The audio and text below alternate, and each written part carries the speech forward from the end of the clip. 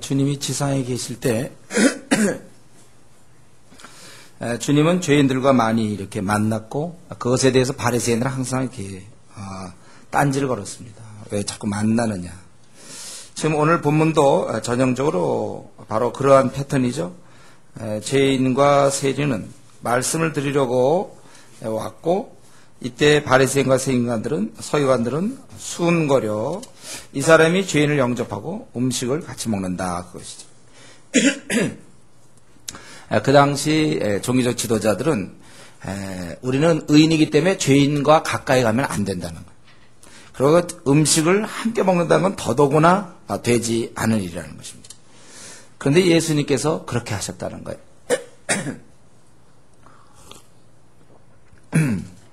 근데 보통 보면 끝까지 바리새인들은 끝까지 그렇게 합니다. 예수님 계실 때 내내 그랬고 그 후에는 이제 예수님 제자들을 또 바리새인들이 비방하고 계속 그랬습니다.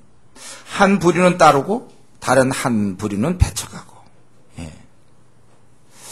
이 바리새인과 서기관은 결국은 왜 그들이 이런 행동을 합니까? 잘못된 사고, 잘못된 깨달음, 잘못된 가치관 이걸로 움직이는 거예요. 왜 어떤 사람은 이렇게 나름대로 주님께 열심히 충성합니까? 그는 나름대로 주님에 대해서 깨달은 것이 있어요. 그래서 그런 게 그렇게 하는 거예요. 또 어떤 사람은 왜 이렇게 참 신앙생활을 제대로 잘 못합니까? 늘 보면 왜 항상 그렇습니까? 그가 결국은 이 깨닫는 게 다르기 때문에 그래요. 하나님 앞에서 그가 잘못 알고 있기 때문에 그렇습니다. 우리 청소년들이 탈선하는 거 왜 그렇습니까? 그들은 그렇게 생각을 하니까. 배운 게 그것밖에 없으니까. 너 연예인 통해서 배웠으니까. 그들이 그렇게 생각하는 거예요. 왜 어떤 사람 보면 왜 그렇게 고집이 셉니까? 왜 어떤 사람이 돈을 좋아하나요?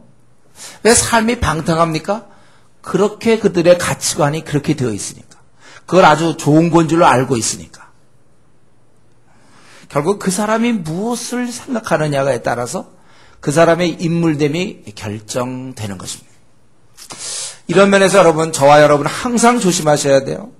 내가 무엇을 생각하느냐에 따라서 나는 항상 그런 존재가 되는 거예요. 그래서 왕따 당하는 사람들 보면 그렇게 왕따 당할 짓을 또 해요, 보면. 근데 왜냐면 걔는 그렇게 생각을 하니까. 우리가 무엇을 생각하느냐가 참 중요해요.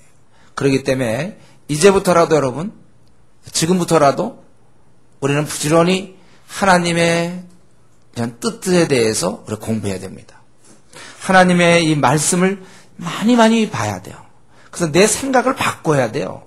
내가 왜 이렇게 불평이 많습니까? 나는 왜 성실하지 않나요? 그가 그렇게 생각하니까. 이거 바꿔야 되는 겁니다. 이 바리새인들은 생각을 바꾸지 않는 한 끝까지 그래. 그래서 이에 대해서 예수님은 비유로 세 가지를 들었죠. 첫 번째, 이제 어떤 사람이 양 100마리가 있는데 하나를 잃어버렸다는 거예요. 그러면 찾지 않겠느냐 이거죠. 그래서 찾아낸 즉 들고 어깨에 메고, 양을 어깨에 매. 이거 또 도망갈까봐. 굉장히 그 아주 귀하게 어깨에 메고. 그리고 나와서 이제 벗과 이웃을 불러 모으고 나와 함께 즐기자. 나는 나의 잃은 양을 찾아내오느라. 어떻게 우리가 성경을 볼 때 이럴 때 그러면 이 친구들 불러서 잔치하면 양 한 마리 그거나 돈이 비슷한 거 아닌가? 플러스 마이너스. 혹시 성경 보면서 이런 생각하는 사람이 있습니까? 그런 생각하면 안 돼요. 성경 볼 때 좀 이 핵심을 봐야지. 지금 여기 친구들 왔는데 얼마나 먹을까? 양 한 마리 우리 잡아야 되는 거 아닌가? 그게 아니고 그만큼 즐거워한다는. 마찬가지로 여기서 91마리를 들에 두고 한 마리를 찾는다. 그 한 마리 찾다가 또 그 중에 또 몇 마리, 5마리 잃어버리면 또 찾으러 가면 또 그 다음에 또 8마리 잃어버리고. 요즘까지 우리가 생각할 때 자세히는 쓰지 않았지만 이제 99마리를 이제 잘 이렇게 안전하게 놨겠죠. 한 마리 찾으러 다니다가 다 놓치고 게임합니까 지금? 그러니까 우리가 이런 거 성경을 볼 때 이런 거 갖고 막 혼자 묵상하고 그러지 말고 그냥 이렇게 잘 그냥 흐름대로 보세요. 이제 있고 91마리 있는데 한 마리가 없으니까 그거 찾으라고 너무 좋아하다는 거야. 근데 이 얘기는 지금 왜 그렇습니까? 어떤 목자는 양을 좋아한다. 그 얘기하려고 그럽니까? 7절에 죄인 한 사람이 회개하면, 지금 이 비유는 목자가 양을 찾아 다닌다. 그걸 얘기하는 게 아니고 죄인 한 사람이 회개하면 하늘에서는 회개할 것이 없는 의인 99으로 말미암아 기뻐하는 것보다 더하리라. 이것은 이제 우리가 부모가 그렇지 않습니까? 만약에 자식이 한 5명 있는데 4명, 1명을 어떻게 미아가 어디 놀러 갔다가 잃어버렸다 합시다. 예. 그래서 그 아이를 늘 찾는 거예요, 엄마는. 물론 내 자녀가 있어 좋지만, 그럴 때 그 아이가 집으로 어떻게 만났다. 걔를 찾았을 때 얼마나 좋아하겠느냐, 그거죠. 이 내 아이 같이 지내는 그거 말고, 이거는 또 다른 것은 너무나 즐거운 거라는 거예요. 그 얘기를 하는 거예요. 그래서 의인 99보다 그 한 사람이 회개할 때 기뻐한다는 것입니다. 그리고 또 이런 드라크마 얘기하죠. 이 드라크마는 이제 원래 헬라 은전입니다. 헬라 은전. 그러니까 로마에서 데나리온 있잖아요. 거의 그거 같은 같이. 그러니까 하루 품삯 정도 되는데 여기 보면 10드라크마가 있다는 걸 볼 때 특별히 여자 얘기를 하고 10드라크마를 얘기할 때 아마 좀 가난했는지 모르겠어요. 한 드라크마를 잃어버렸을 때 너무나 그 소중했고 그걸 찾으려고 등불을 켜고 집을 쓸며 그 당시 동양인의 집들이 창문이 별로 없고 있어도 작고 그러니까 늘 어두웠어요. 그러니까 이걸 찾으려면 보통 때 생활할 수 있지만 찾으려면 등불을 켜고 또 집을 쓸며 그러니까 잘 이렇게 뭐 돼 있는 요즘같이 이렇게 마룻바닥 잘 돼 있는 게 아니고 그 당시에는 그렇게 돼 있지 않기 때문에 집을 쓸면서 찾는 거예요. 이렇게 뭐 바닥 같은 데를 쓸면서 찾아내기까지 부지런히 찾지 아니하겠느냐. 또 마찬가지죠. 그 드라크마 하나 찾아놓고 또 친구 불러가지고 잔치하면 또 플러스 마이너스 이거. 우리 그렇게 생각하면 안 된다. 아주 즐거워한다는 거예요. 내가 너에게 이르니 이와 같이 죄인 한 사람이 회개하면 하나님의 사자들 앞에 기쁨이 되느니라. 여기 보면 뭐라고 그랬어요? 회개하면 하나님의 사자들, 천사들 앞에 기쁨이 되고 아까 7절에서 보면은 회개하면 하늘에서는 이렇게 얘기하고 있어요. 다 묶은 거예요. 여러분 우리가 이건 오늘 본문의 핵심은 아니지만 이 순간에 우리가 슬쩍 지나가면서도 우리가 깨달을 게 있어요. 아, 하늘의 천사가 한 영혼이 돌아오면 기뻐하는구나. 잔치를 베풀고 즐거워하는구나. 왜냐하면 천사는 지옥을 알고 있기 때문에 지옥의 실제를 알고 있고 또 천국이 얼마나 복된 곳인지를 알고 있어요. 마치 우리가 지금 신앙 가진 사람들이 신앙 없는 사람들이 야 신앙 가지면 얼마나 좋을까. 우리 이걸 누리고 있으니까. 천사는 우리는 지금 그나마 보이지 않는 걸 가지고 하고 있지만 천사들은 다 알고 있는데 천국 생활이 얼마나 복된데 저들 지옥 가니 얼마나 안타깝냐 이거예요. 그러니까 그들이 올 때 이 천사들도 아주 기뻐하는 거예요. 다 같이 하늘에서 잔치를 베푸고 기뻐하는 것입니다. 여러분 우리가 이 시간에 우리가 좀 생각해 볼 것은 바로 그런 거죠. 우리의 이런 모습들 천사들이 다 알고 있다는 거예요. 여러분 우리가 그걸 좀 기억하세요. 이런 게 신앙생활에 도움이 됩니다. 하나님 우리를 다 보고 계시죠. 하나님 우리를 다 보고 계시고 또 천사들도 보고 있다는 거예요. 그래서 우리가 예를 들면 열심을 낼 때 야, 제가 저렇게 옛날엔 그런 애가 아니었는데 저렇게 열심을 내는구나. 야, 참 좋다. 리더가 됐네. 야, 다. 쟤 요즘 왜 그러나, 쟤 옛날에 열심을 냈는데. 아마 천사들끼리 그런 얘기 할지 몰라. 쟤 왜 그러지, 쟤 요즘. 예. 저 큰일 났다. 저 어떻게 하면 좋겠냐. 천사들끼리 아마 그런 것도 할지 모르겠어요. 지금 이 시간에도 마찬가지. 쟤 왜 이렇게 좋냐, 쟤는. 지난주도 쫄들이 또 좋네. 예. 아마 천사들끼리 그런 얘기. 쟤 잠을 어떻게 깨울 수 있을까? 또 우리가 이렇게 있을 때 천사들이 다 우리의 모습을 보고 있다. 우리 신앙생활 할 때도 혼자 있는 거 안 좋지 않습니까? 제가 이따가 우리 교회 나아갈 방향 얘기할 때 좀 얘기하겠지만 혼자 있는 건 안 좋은 거예요. 죄를 지으려고 또 우리가 외로울 때 많은 실수를 할 수가 있어요. 그래서 함께 지내야 되는 건데 다 보고 있고 특별히 천국에 오는 것을 아주 좋아한다는 것입니다. 예. 그래서 지금 이른 양 한 마리나 아니면 한 드라크마 이거 찾는 것은 결국은 이 하나님께서 죄인이 돌아오는 걸 아주 기뻐한다는 바로 그러한 것을 가르쳐 주는 것입니다. 아까도 얘기했지만 잃어버린 자녀는 실종됐거나 어디서 미아로 된 그 아이는 부모는 항상 찾게 돼 있어요. 늘 찾습니다. 그리고 그 찾았을 때는 그 기쁨과 그 감사함과 그 행복은 말로 다 할 수 없는 거예요. 찾을 때까지 찾는 것입니다. 우리가 이 사실을 잊지 마십시오. 우리 하나님은 평생 찾습니다, 사람들. 죄인을 그렇게 사랑하시는 거예요. 그래서 그들이 돌아오면 여기서 잔치가 꼭 들어가잖아요. 잔치를 베풀고 세 번째 비유에서도 여전히 또 잔치가 나오는 것은 그만큼 기뻐한다는 것입니다. 그래서 여러분들이 주님 말씀을 잘 듣는 거 하나님이 기뻐해요. 그러나 우리 하나님 사실 더한 기쁨은 내가 주님 말씀 잘 듣는 것도 기쁨이 되지만 잃어버린 영혼 데려오는 거 아주 기뻐하십니다. 우리가 이 전도할 때 그런 측면을 생각해야 돼요. 우리는 그 영혼이 물론 그 영혼의 운명을 생각할 때 우리 나를 통해서 그가 거듭나서 영원한 운명을 얻는다면 영생을 얻는다면 그거보다 더한 내가 사랑이 어딨습니까? 이웃사랑이. 우리가 물론 밥을 퍼줘야 되겠지만은 그것보다 그런 1000배나 10,000배나 더한 것을 주는 거예요. 그를 사랑한다면.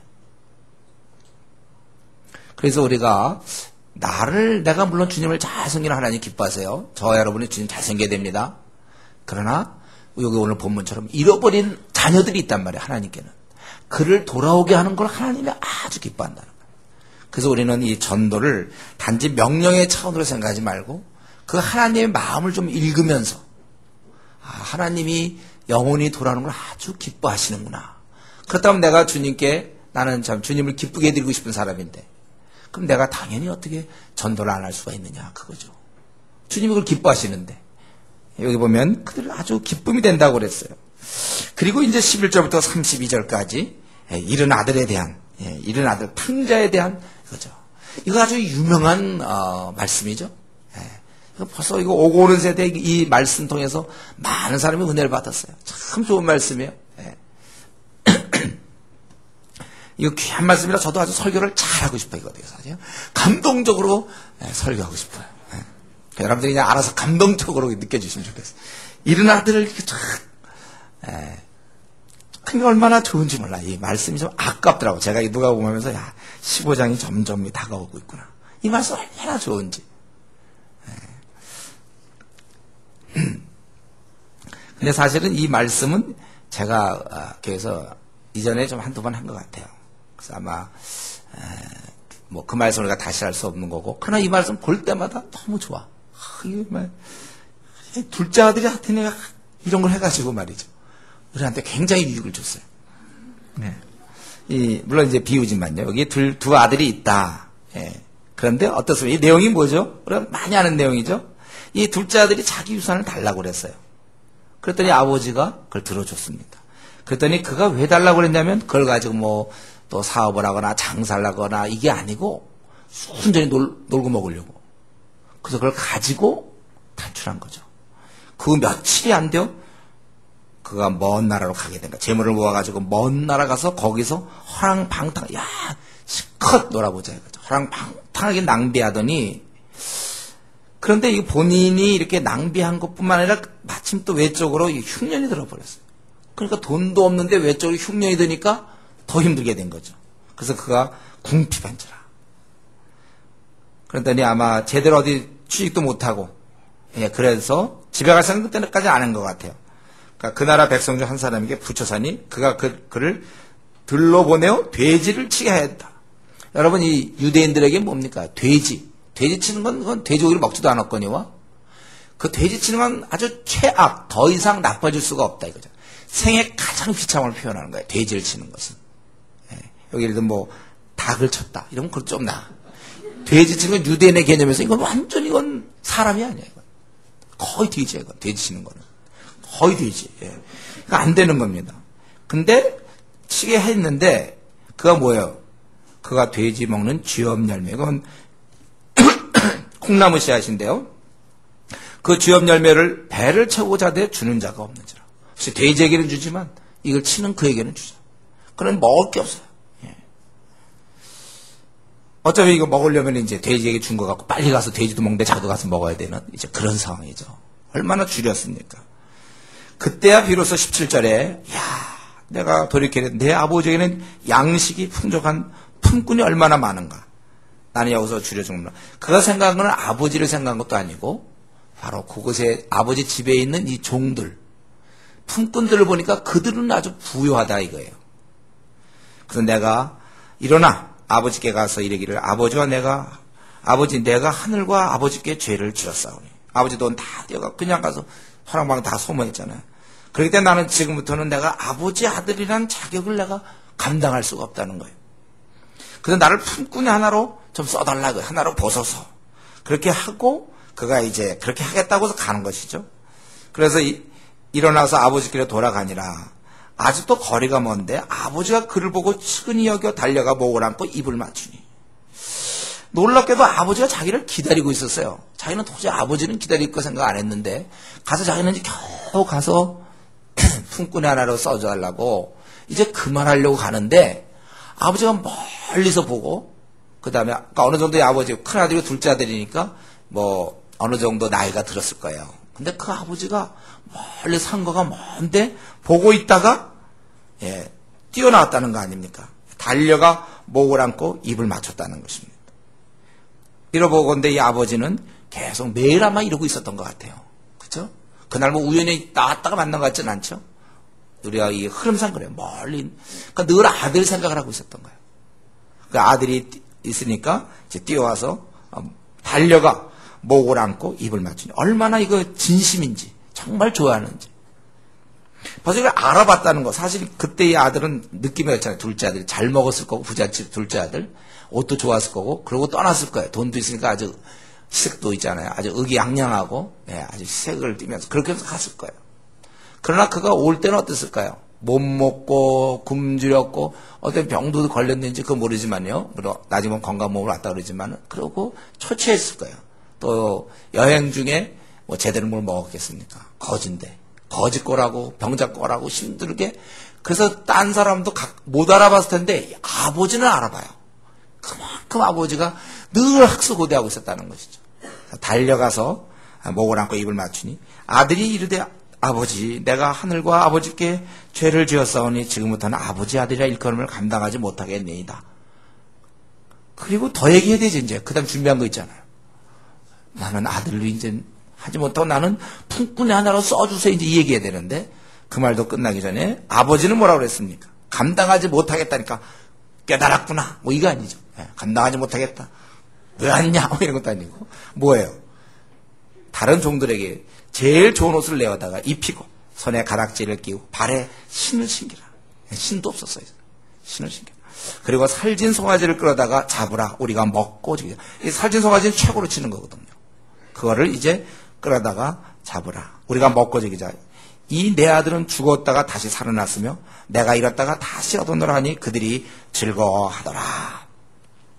우리는 여기서 보면은요, 여기까지 이렇게 이제 그 아들이 돌아온 그 다음에 이제 맏아들 얘기가 나오는데 우선 24절까지 보면은 우리는 여기서 우리 둘째 아들과 아버지를 볼 수 있습니다. 이 아버지를 떠나 세상을 쾌락을 줬던 둘째 아들. 그나마 떠났을 때 굉장히 좋아했는지 모르겠어요. 아주 즐거웠는지 모르지만 그 삶은 결국 궁극적으로는 쥐염 열매를 먹을 수밖에 없는 삶으로 귀결지어지는 것이랍니다. 그리고 그 삶은 결국 고통이었어요. 사실은요, 그가 아버지 떠나서 막 즐기고 있는 그 모든 것조차도 이미 고통의 범주에 들어가는 거예요. 아버지를 떠난 것 그 자체가 이미 고통의 길에 들어서기로 작정한 것입니다. 이 둘째 아들의 모습은 바로 우리 인간의 모습이죠.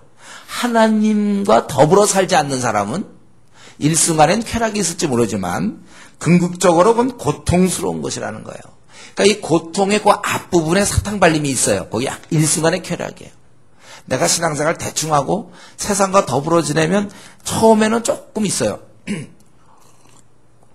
처음에 즐거워요. 그건 잠시라는 것이죠. 그리고 결국은 그 마지막은 돼지라 먹는 쥐염 열매조차도 못 먹는 표현할 수 있는 가장 비참함. 그것을 얘기하는 것입니다. 그저 아무리 잘 살아봤자 그 끝은 늙고 병들어 후회하다가 죽는 거예요. 사는 날 동안에 먹고 사느라고 힘들고 사람과 부딪혀서 갈등하고 일찍 일어나고 늦게 자면서 일하지만 결국은 참된 만족은 누릴 수 없는 것입니다. 하나님을 떠난 인생들이 아무리 잘 살아봤자 결국 허무하고 비참한 삶을 사는 것임을 이 시간 여러분 아주 분명하게 여러분 마음속에 각인시켜야 돼요. 하나님 떠난 삶 자체는 절대 안 된다는 거예요. 그건 고통스러운 삶이에요. 아무리 뭐 배부르고 LA 갈비 먹고 막 외제차 타고 궁대는 좀 편하겠죠 외제차. 그래도 안 된다는 거예요. 나름대로 의미를 부여하고 뭔가 바쁘게 움직여 봤자 그것은 죄업 열매에 속하는 부분이에요. 전도서 기자가 말한 대로 헛될 뿐이라는 것이죠. 사람이 해 아래서 행하는 모든 수고와 마음에 애쓰는 것이 무슨 소득이 있으랴. 일평생에 근심하며 수고하는 것이 슬픔뿐이라.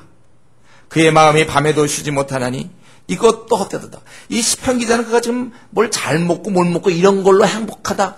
오늘날까지 무슨 지위를 얻었거나 연봉이 높거나 아파트를 얻었거나 땅값이 올랐거나 이런 걸로 승진이 잘 되거나 이런 걸 지금 다루지 않아요. 그걸 아무리 해본들 일평생에 근심하며 수고하는 것이 슬픔뿐이라. 그의 마음이 밤에도 쉬지 못하느니 이것도 헛되도다. 그렇게 갈파하고 있는 것입니다. 그러니까 뭡니까? 엄마를 잃어버린 아이, 어떠다 엄마의 손을 놓쳐서 그냥 많은 사람들 중에서 잊어버렸어요. 그 아이는 누가 혹시 보고, 어이구, 안 됐나고 고기들을 먹여보고 아니면 따뜻한 자기 집에 데리고 재워본들, 또 옷도 좋은 옷으로 입혀준들, 그 아이는 결코 엄마와 함께 있을 때 누리는 그 만족과 행복을 결코 얻을 수가 없어요. 그가 살아있는 동안 결코 얻을 수가 없는 것입니다. 바로 그거예요. 우리가 하나님을 떠났을 때, 그 하나님을 우리가 참 하나님과 가까이 하지 않을 때 결국 우리에게 찾아오는 것은 그저 고통뿐이라는 거죠. 아무리 내가 뭘 하고 잘 나가, 세상 사람들이 인정받고 세상적으로 쉽게 말해서 뭐가 좀 되는 거예요. 그렇지만 그것은 정말 이 엄마 없는 아이가 누리는 그것밖에, 모조품 행복일 수밖에 없어요. 모조품 기쁨이란 말이에요. 순간적인 행복이고 순간적인 기쁨이에요. 그것은 궁극적으로 우리의 만족과 행복과 기쁨이 되지 못하는 것입니다. 왜 그것 때문에 시간을 쓰고 있느냐 이거죠. 그렇기 때문에 지혜로운 자는 하나님을 경외하는 자예요. 지혜 없는 자들이 그걸 붙잡고 있는 거예요. 그리스도께서도 이 땅에 계실 때 하신 말씀 있죠. 나는 포도나무요 너희는 가지다. 여러분 이 말씀을 항상 기억해야 돼요. 보통 모태신앙들이나 어릴 때 교회 다니는 사람들이 좀 고등학교 졸업하고 나서 직장이나 대학 들어가면 그때부터 이제 놀아요. 슬슬 떨어져 있고. 그래서 주일날 11시 예배 한 번 정도는 드려주는 거. 그건 몸이 습관이 돼 있기 때문에 그래요. 이 마음은 이미 떠났는데. 그리고 자기는 뭔가 지금 막 하고 즐겁게 지내지만 그리스도께서는 이미 말씀하셨어요. 나는 포도나무요 너희는 가지니 너희가 나를 떠나서는 아무것도 할 수 없다. 분주하겠지만 결과적으로는 아무런 열매가 없는 그러한 삶이라는 것입니다. 여러분 주를 떠난 것이 자유로운 것 같죠. 내가 이제 주님의 일을 하다가 좀 안 하고 쉬고 놀고 자유로울 것 같지요. 그거 자유라고 생각하면 안 됩니다. 어차피 다른 것에 그럼 얽매게 돼 있어요. 주님의 일을 안 하는 사람은 대신 텔레비전을 보거나 아니면 그 시간을 친구들과 하거나 자기를 위해 쓰게 돼 있어요. 우리는 결국은 둘 중에 하나인 것을 성경은 다른 중립이 없다는 거예요. 의의 종으로서 그저 나의 젊음을 불태우고 내 시간을 다 쓰고 의의 종으로 그냥 피곤할지언정 그렇게 살든지 아니면 죄의 종으로 살든지, 여기에는 어떤 쾌락이 있을 수 있고 휴식이 있을 수 있겠고 여기에서 자기가 원하는 걸 누릴 수는 있겠지만 그것은 죄의 종이에요. 중립은 없습니다, 여러분. 그러니까 우리는 그것을 분명히 결정해야 돼. 근데 우리는 자꾸 본능적으로 이 둘째 아들처럼 이유 없이 자꾸 떠나려는 경향이 있어요. 이럴수록 더 나는 의의 종으로 살아야 될 것을 결단해야 되는 것입니다. 하나님 없는 이러한 삶, 이것은 죄업 열매를 먹을 수밖에 없는 삶이라는 것을 그걸 나중에 깨달아요. 다행히 이 둘째 아들은 재물을 다 빨리 썼던 것 같아요. 쉽게 써버리고. 그리고 그 다음에 취직도 해서 그럼 또 끙끙 살 뻔했는데 아주 외부적으로 아주 흉년까지 들어준 바에 졸지에 빨리 그래서 깨닫고 이제 올 수가 있었어요. 여러분 우리가 사실은 이걸 천천히 이걸 깨닫는 사람이 있어요. 나중에 나이 들어서 깨닫고 그때 오면 얼마나 손해입니까? 우리가 이것을 사실은 모르는 채 그저 보통에 이제 어떻게 합니까? 주일날 11시 예배로 표현되는, 그러니까 주일날 한 11시 예배 좀 드리고 나머지는 자기는 하고 싶은 대로 살아. 늘 자기 원하는 대로 살아. 그리고 그게 주업 열매라니까. 아버지와 가까이 가야 돼 우리는요. 여러분, 우리 이런 사실, 우리 인생들이 이런 슬픔과 아픔, 고통이 있어요. 생의 고단함과 피곤함, 우울함, 허무함에서 벗어날 수 있는 그 길은 오직 다시금 아버지께 돌아오는 것밖에 없다는 것입니다. 인생들에게 애당초 다른 식으로 평안을 허락한 적이 창조주에게는 없어요. 창조주께서는 절대로 다른 걸로 우리에게 평안과 만족을 준 적이 없습니다. 오직 그분께 돌아올 때만이, 이 집을 잃어버린 아이가 엄마 아빠를 만날 때만이 그의 모든 근본적인 문제를 해결할 수 있는 것처럼, 그의 유일한 행복은 부모를 만나는 거예요. 우리 인생은 근본적으로 나름대로, 사실 우리는 이게 익숙해서 그렇죠. 가만히 들어보면 결국 수고와 애씀이에요. 주님 말씀했어요. 수고와 애씀을 우리 살고 있는. 이 안에 물론 수고와 애씀 중에 집을 장만하는 거, 뭐 PhD가 되는 거, 무슨 뭐가 되는 거, 이 안에 많이 있겠죠. 승진하는 거, 뭐 결혼하는 거. 그러나 이 모두는 결국 수고와 애씀이에요. 우리는 근본적으로 아버지께 돌아가야 돼요. 거기에 풍성함, 여기 보면 잔치로 표현되는 그러한 풍성함과 기쁨과 사랑과 안정과 만족이 있다는 것입니다. 곤고한 인생들에게, 사실 우리가 이걸 참고 있어서 그렇지, 따져보면 얼마나, 가장은 가장대로 자녀 때문에 신경 써야 되고, 미혼은 미혼대로 결혼 때문에 신경 써야 되고, 또 누구는 승진 문제나 또 직장 문제 때문에 신경 써야 되고, 학생은 또 공부하고, 뭐 다 이렇게 이 모든 것, 이 곤고한 인생들, 지친 인생들입니다. 오직 우리의 진정한 휴식과 행복은 아버지 집에 있을 때, 아버지와 함께 할 때. 그렇기 때문에 혹시 여러분 가운데 요즘 이렇게 적당히 신앙생활하고 그냥 이렇게 그냥 지내는 사람이 있습니까? 어릴 때 좀 교회 좀 다녔는데 제대로 신앙생활 안 하고 그냥 세상에 이렇게 마음을 빼앗긴 채 세상과 더불어 그렇게 지내는 사람이 있습니까? 이 순간에 결단하세요. 돌아오십시오, 그분께. 이게 제일 좋은 방법이에요. 왜 머뭇거리고 있습니까? 왜 그렇게 힘든 인생을, 그 원래 주님과 함께 가야 되는 건데 왜 혼자서 이끌어가고 있습니까? 자기 가정을 왜 자기가 이끌고 가고 있으며 자기 앞날을 왜 자기가 이거 책임도 못 지는 내가 왜 나를 이끌고 있습니까? 왜 이렇게 고집을 부립니까? 다 맡기세요. 주님께, 주님 날 받아주십시오. 맡기셔야 되는 거예요, 여러분. 그분께 나오면 다 해결되는데 아직도 자기의 그 고집과 자기 거 가지고 계속 이렇게 버티지 마십시오. 우리를 맞이하시는 그 아버지는 누군가요? 오늘 본문에 보니까 바로 이것은 하늘아버지를 보여주시는 거예요. 오늘 본문에 보는 건 뭡니까? 이 아버지의 모습, 굉장히 우리를 사랑하는 걸 알 수 있죠. 거리가 먼데, 상거가 먼데 아버지가 달려왔다는 거. 예? 그 거짓골 하고 있어서 알아볼 사람 없는데도 벌써 알아볼 정도로 늘 기다리고 있는, 예. 자식 돌아오기만 학수고대하던 그 아버지, 이 기다리는 아버지, 여러분. 이 아버지는 지금 이 아들을 보자마자 그냥 뺨때려 한 대 때리고 그렇습니까? 너 내 재산 다 써먹냐? 그게 아니라 그걸 받아주고 있어요. 받아줘. 그만큼 아버지의 아들을 사랑한다는 것이죠. 아들을 잊지 못해요. 늘 기다리는 아버지예요. 나는 좀 방탕하게, 나는 내 멋대로 그렇게 사는지 모르지만, 그러나 하늘아버지는 기다리고 있어요. 여러분. 그분은 우리를 참 사랑합니다. 네. 지금 오늘 본문에서는 그러면 우리가 죄를 고백해야 용서하고 그 얘기를 좀 하려는 게 아니라 아버지는 우리를 원래부터 우리를 사랑하고 계시다는 거야. 내가 형편없이 굴어도 돌아오기만을 바라고 있습니다. 기다리시는 아버지.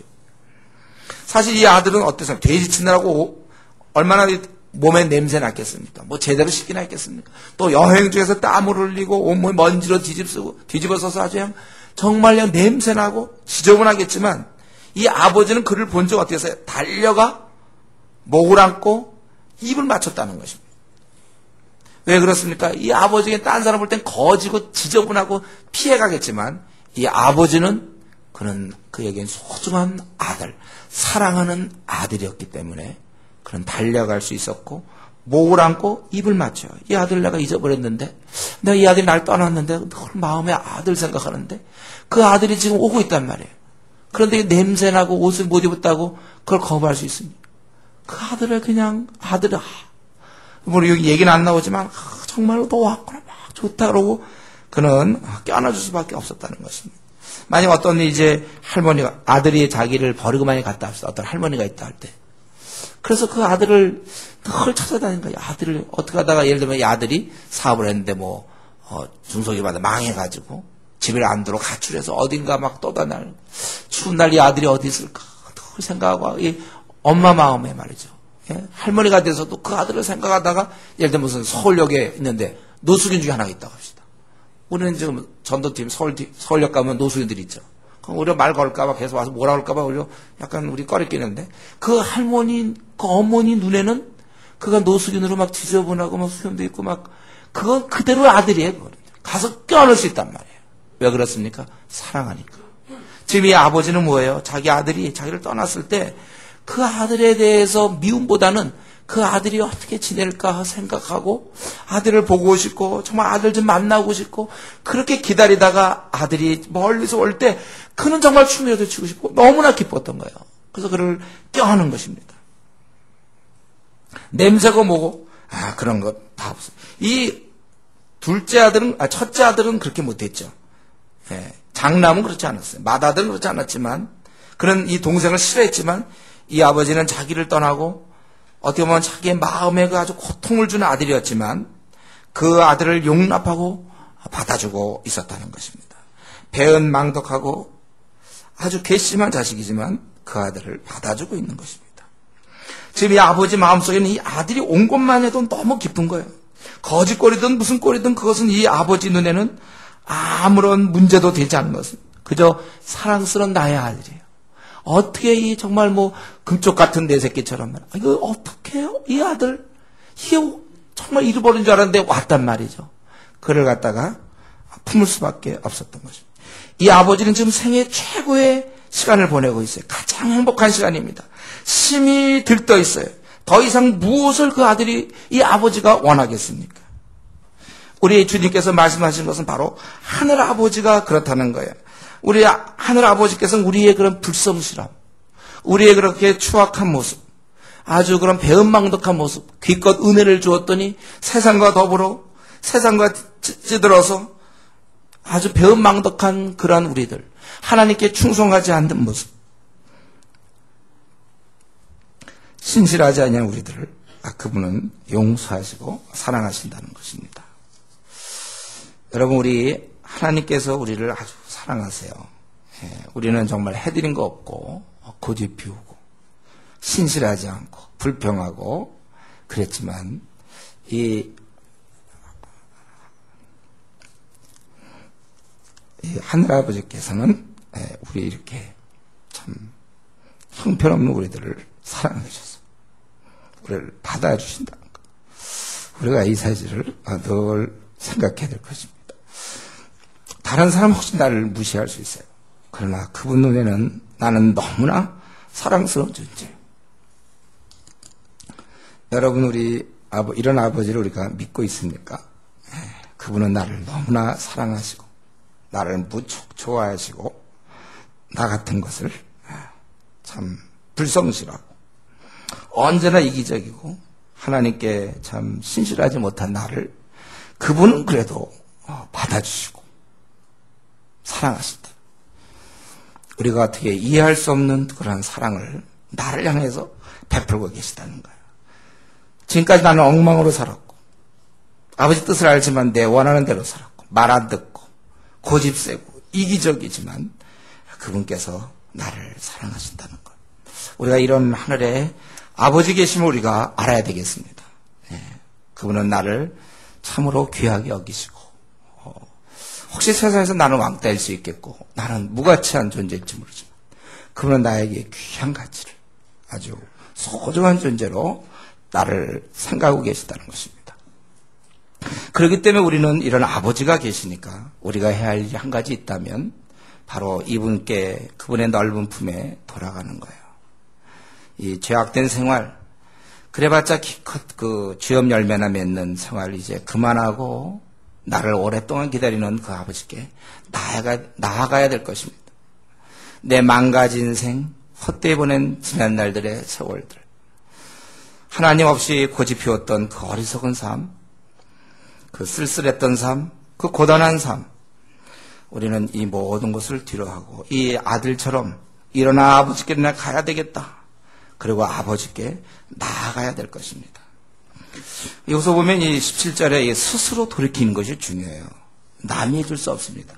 우리 여기 보면 이 드라크마 같은 경우는 그건 자기가 나갈 수가 없어요. 양도 마찬가지. 양이 목자를 찾아 날 수 없어요. 이거는 주인이 찾아줘야 돼요. 그러나 이 세 번째 비유에서의 아들의 비유는 자기가 돌아와야 되는 겁니다. 누가 해줄 수가 있는 게 아니에요. 이것은 우리가 스스로 그 나를 사랑하는 아버지, 그 잃어버린 아이가 엄마를 찾아가듯이 이건 스스로 결단하는 것이 중요한 것입니다. 우리 이 시간 우리는 이 말씀을 보면서 우리도 똑같이 둘째 아들의 심정을 갖고 우리도 그분께 돌아가야 되는 것입니다. 그리고 우리도 이제 이러한 세상에 붙었던 죄 많은 생활 청산하고 방탕한 삶 청산하고 우리 아버지께 고백해야 돼요. 아버지시여, 나를 용서해 주십시오.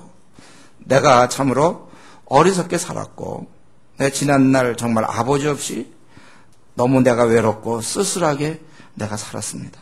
제가 많이 지쳤습니다. 왜 그렇게 살았는지 모르지만 내가 이제라도 이거 깨닫고 내가 나가니 나는 사실 자격 없습니다. 그러나 나를 받아주십시오. 내가 이 세상에서 곤고하고 쓰러져 넘어질 수밖에 없습니다. 내가 이제 죽게 가오니 나 같은 것도 받아주십시오.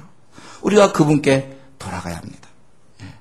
그동안 아버지를 멀리하며 세상과 짝하며 지냈던 삶을 우리 뒤로 하고 내가 다시는 아버지 품을 떠나지 않겠다고 결심하면서 우린 나아가야 될 것입니다.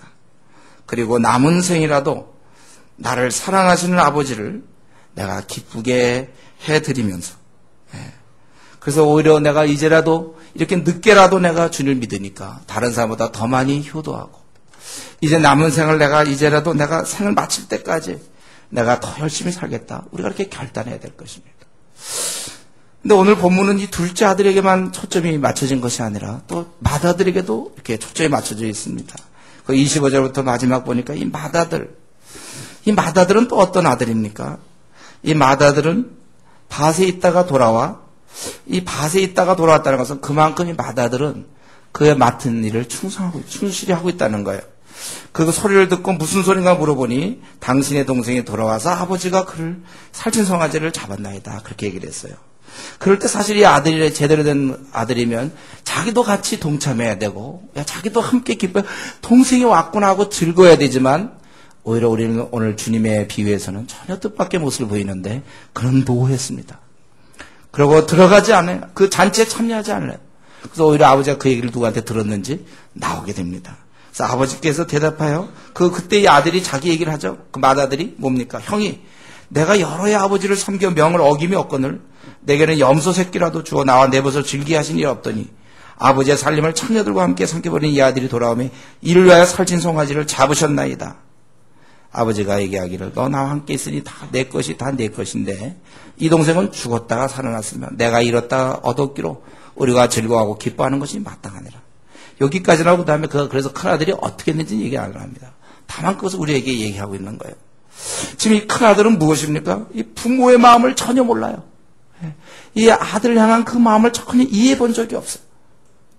이 둘째 아들도 자기를 사랑하는 그 아버지를 알지 못했어요. 그러니까 떠났겠죠. 이 첫째 아들은 비록 떠나지는 않았지만 그 역시도 아버지의 그런 사랑을 알지 못하고 있습니다. 또 그런 동생에 대한 사랑도 없어요. 그리고 그에게는 아버지와 같이 있으면서 이 낮아져 본 경험이 없습니다. 자기가 지금 일을 열심히 했고 그때 마땅히 자기의 염소 새끼나 뭐 이런 걸 잡아줘야 된다고 그런 생각을 했어요. 우리 탕자가 이 아버지를 떠나서 멋대로 방탕해서 나중에 돌아와서 우리는 그를 탕자로 보지만 사실은 이 맏아들의 입장도 사실은 참 하나님 보실 때 그렇게 좋은 태도가 아니에요. 그런 자기가 일한 것을 대가로 생각합니다. 내가 이렇게 열심히 섬겼는데 29절에 내가 여러 해 아버지를 섬겨 명을 어김이 없거늘 내가 이렇게 했는데 대가가 무엇인가? 이거는 우리가 아버지를 만날 때 자식의 태도가 아닙니다. 우리는 사실 주님을 섬길 때 내가 아무것도 나는 할 자격도 없고 오히려 일을 시켜만 주어도 내가 누군데 나에게 이런 일을 시키는가? 오히려 너무나 천번만번 감사한 거예요. 나 같은 거 아무것도 아닌 나에게 이런 일을 맡기시다니 나는 아무것도 주님 앞에 한 게 없습니다. 나는 무익한 종입니다. 이것이 제대로 된 아들의 모습이며 제대로 된 일꾼의 모습이에요. 그러나 이 큰아들은 당당했습니다. 내가 이렇게 일을 했는데 왜 이런 대가를 안 주는가? 자기가 한 번도 무익한 종이라는 생각을 해본 적이 없어요. 자기가 하나님, 이 아버지의 은혜에 만분의 1도 보답하겠다는 그런 마음이 아닙니다. 내가 이 꽤 그래도 집에서 큰 일을 했고 그날도 나는 일하고 있을 때 여기서 놀고 있는가? 더구나 저렇게 가산을 탕진한 저런 녀석을, 저런 거짓 같은 녀석을 뭘 잘했다고 먹이는가? 사실은 왜 저에게 이런 걸 살찐 송아지를 먹이느냐? 줬느냐? 왜 주었느냐? 염소새끼 살찐 송아지 이런 얘기할 단계가 아니에요. 사실은 자기야말로 아버지가 자기를 키워줬고 자기를 살아있고 지금까지 이끌어주었는데, 이것은 사실 이 마다들의 모습이 바로 바리새인의 모습이고 오늘날 우리 교회에서 많은 사람이 흔히 범하는 죄 중에 하나입니다. 내가 지금 어쩌다가 내가 그리스도인이 되었는데, 내가 어떻게 하늘의 그 아들 바로 예수님을 나에게 주셨는데, 내가 모든 걸 소유하고 내가 천국을 소유하게 되었는데, 내가 이렇게 큰 은혜를 내가 받았는데 그것에 대해서 슬슬 망각하기 시작해요. 자신이 얼마나 보잘것없는 존재인데도 주님이 나를 써주셨는데 자기는 꽤 괜찮은, 자기는 꽤 좀 하나님 보시기에도 좀 합당한 괜찮은 존재로 생각하는 거예요. 우리가 때로 주님의 일할 때 우리는 정말 주님이 일 시키는 것에 대해서 너무나 감사하고, 내가 이 천국을 얻은 것만 해도 너무 귀하고 주님을 만난 것만 해도 너무 귀한데 내가 뭘 요구할 게 있습니까? 근데 우리는 때로는 주님의 일할 때 왜 나만 이런 고생을 해야 하나? 왜 나만 이렇게 힘들어야 되고, 나는 왜 이렇게 시간을 내야 되고, 나만 수고해야 되는가? 때로 궁시렁대고 불평할 때가 있어요. 시켜주는 것만 해도 너무, 안 시켜도 관계없고, 나는 이미 예수님을 나에게 주셨기 때문에 나의 모든 거 내가 다 드려도 나는 한 게 없는데, 그런데 내가 이 정도 일을 했는데 왜 이렇게 하십니까? 어떤 사람 주님의 일을 기껏 봉사했는데 다른 사람 다 시집가는데 나만 시집 못 가고, 다 장가가는데 나만 장가 못 가고, 이럴 거야 난 일할 필요 없어. 그렇게 생각하는 사람이 있어요. 나는 왜 주님의 일하는데 왜 나는 이렇게 하는가? 주님의 일하면서 무슨 이렇게 시간을 빼앗게 되냐? 왜 나만 수고해야 되느냐? 나는 이렇게 나는 이렇게 고생해야 되느냐? 여러분, 이거는 정말 이 마다들의 태도예요. 시켜만 줘도 내가 너무 감사한 거죠. 내가 우리 암에 걸렸다가 정말 죽을 뻔하다가 살려만 주면 내가 남은 생 주님께 충성하겠습니다. 그런 사람이 정말 한번 그러다 병이 나면 정말 남은 생은 정말 열심히 충성해요. 여러분은 사실 그런 입장 아닙니까? 우리가 뭘 좀 했다고 해서 그게 무슨 내가 뭘 한 겁니까? 왜 나만 이렇게 수고해야 되냐고 우리가 떠들대고, 내가 뺀질뺀질하게 그렇게 살아야 되는 겁니까? 이건 마다들의 태도예요. 우리는 정말 이 남은 생 앞으로 40년, 50년, 30년, 20년 남았죠. 우리는 죽도록 이래도 그저 무익한 종이고, 나 같은 걸 왜 예수님이 죽으셨네. 십자가에 나 같은 거 왜 죽으셨네. 왜 남들은 다 노는데 왜 나만 이렇게 힘들게 고생해야 되고, 나는 왜 시간과 재물과 나의 수고를 왜 나는 드려야 되는가? 여러분, 그렇다면 그것은 이 마다들입니다. 나는 이렇게 했는데 이게 나를 뭡니까? 그 태도가 바로 이것은 집 안에 있는 탕자였어요. 그는 멀리 떠나면서 그렇게 하지 않았지만 집 안에 있으면서 여전히 아버지의 사랑을 알지 못하고, 자신이 아직까지도 아버지께 받은 그런 은혜를 깨닫지 못하고 자기 것을 요구하는 또 다른 형태의 탕자. 우리 큰형이든 작은형이든, 작은 아들이든 형이든 작은 아들이 동생이든 우리가 주님께 돌아가야 됩니다. 이 시간 자기가 하나님을 정말 멀리했다면 우리가 회개할 것이고, 또 내가 나름대로 주님께 이렇게 밭에 일을 하면서 아버지를 내가 섬겨드렸더라도 그 태도가 정말 나는 아무것도 아닌데 이렇게 많이 너무 감사합니다. 부모의 은혜 내가 만분의 1이라도 보답합니다. 그런 태도가 아니고, 왜 나만 이렇게 수고해야 되는가? 다른 사람 다 놀고 그런데 나는 왜 이렇게 해야 되는가? 혹시 안 해도 되는 건데 내가 하는 것처럼 그렇게 생각했다면 돌아오셔야 합니다. 아버지께 우리가 회개하고 우리가 돌아야 될 것입니다. 우리 이제 한번 같이 기도하겠습니다. 나는 좀 어떤 사람인가? 나는 그렇게 교회 생활은 하긴 하지만 난 멀리 떨어져 있는 탕자처럼 세상을 향해 나는 가고 있는 거 아닌가? 아버지를 나는 멀리하고 불성실해. 또 나는 이 교회는 다니고 나름대로 리더다, 조장이다, 팀원이, 팀장이다. 내가 일어나지만 정말 내 태도는 무엇입니까? 정말 내가 아무것도 무가치한 나를, 영 죽을 나를 구원해 주신 그분의 은혜에 내가 이런 일 좀 한다고 내가 뭘 했다고, 정말 그렇게 내가 겸비한 마음을 품고 있는지, 아니면 나는 안 해도 되는데 나만 혼자 이렇게 수고가 애쓰고 나만 왜 이렇게 되냐고 혹시 불평하고 궁시렁대지 않았는지, 한번 우리 자신이 시간 정직하게 우리 자신을 보며, 또 무엇보다 이 사랑하는 아버지 앞에, 이런 아버지가 나를 이렇게 살아가는데 내가 세상에 이리 찌겨 저리 찌겨가지고 가만히 있을 것이 아니라, 아버지, 내가 아버지께 나갑니다. 나 같은 것도 받아주십시오. 이렇게 사랑하는 아버지에 대해서 내가 이 사랑을 깨닫지 못했는데 오늘 이 시간 내가 깨닫고 나갑니다. 나를 받아주십시오. 내가 다시는 집을 떠나지 않겠습니다. 우리 한번 이렇게 같이 통성으로 기도합시다. 기도하겠습니다.